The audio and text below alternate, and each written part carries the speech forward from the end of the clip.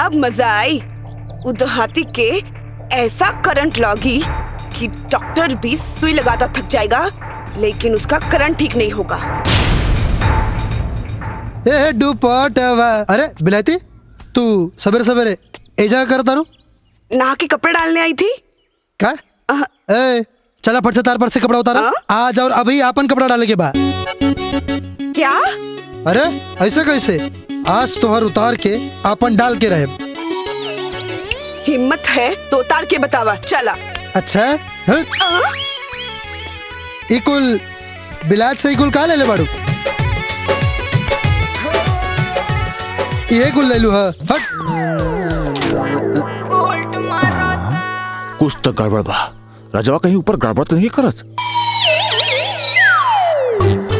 जायद अब डाले के मन नहीं खे।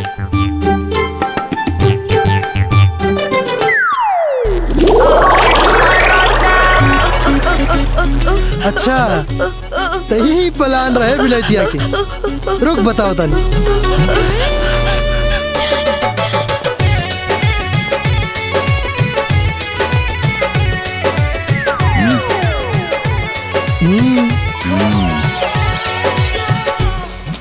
जा बेटा पता चली।